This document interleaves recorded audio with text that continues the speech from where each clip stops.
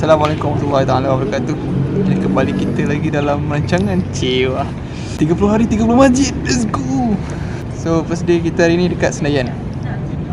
Tunjuk lah Senayan tu. Ya, sebab aku tunjuk keliling dulu.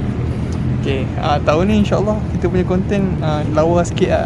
Sebab kita ada kamera Canon EOS dengan cerita kamera ni sesuai untuk vlog So kita try dulu. Kena sebut sponsor sekali lah. Nak kena sebut sponsor lah. Apa nama? Nurul Nabilah Nurul Nabilah binti? Nak sebut binti? Binti lah tu. Abdul Rahman. Abdul Rahman. Nurul Nabilah binti Abdul Rahman. Thank you tu. Letak IG sekali bawah. Okay. Korang nak sewa ke apa kan? Kenapa bersedia kat sini kan? Sebab kalau hujung-hujung dia macam kalut. Ini pun hari first dah kalut juga tu kau tengok. Kita orang datang awal lah. Tapi ada yang lagi awal daripada kita orang tu. Ni parking semua dah penuh. Kita dah dapat parking hasil doa makan tadi. Hari ni dengan pojak je. Kita orang sebenarnya nak ramai-ramai, tapi wayang kuruna wayang kurullah wallahu khairul makirin. Kita merancang, Allah merancang, Allah sebaik-baik perancangan. Ada ajak dah beberapa orang semua. Lepas tu ini sekarang pun musim hujan tu. Petang-petang hujan tu. Tak faham kan. Tapi Alhamdulillah sampai juga kan. Ini dengan pojak je. Macam biasa lah dengan pojak je kan. InsyaAllah start daripada maghrib lah. Maghrib ke sini. Lepas tu terus tarawih.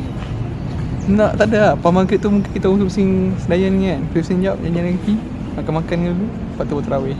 Minta maaf lah sesiapa yang aku ada ajak tu kan. Bukan tak nak ni, cuma keadaan memaksa. Macam-macam perkara terjadi. Tahun depan lagi. Tahun depan lagi insyaAllah. Okay.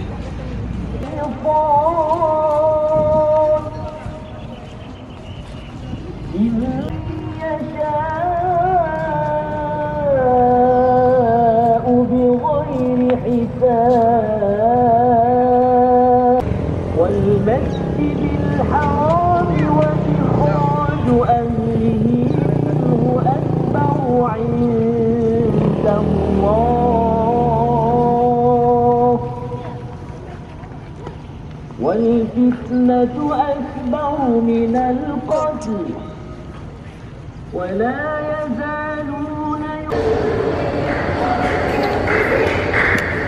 kita orang baru lepas solat maghrib. Sekarang lepas maghrib kita orang lepak je sini. Sebab kalau nak kicau pun aduh macam susah. Lagi satu untuk shoot dalam masjid masjid ni kita orang tak bawa kamera. So yang korang tengok yang tu semua dekat phone lah. Sebab takut dia tak boleh rekod kat dalam kan, sebab kamera kan. Lepas tu kita insyaAllah sambung boring nanti.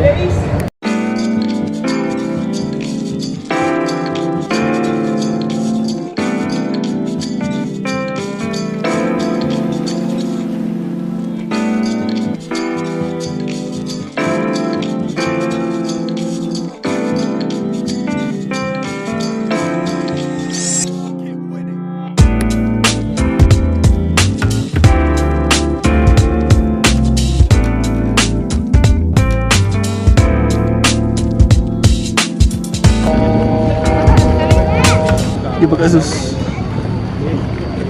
Itu ke? Okay, dah dekat Asus tu. Cuba try. So far masjid tadi siapa yang datang lambat tadi habis lah.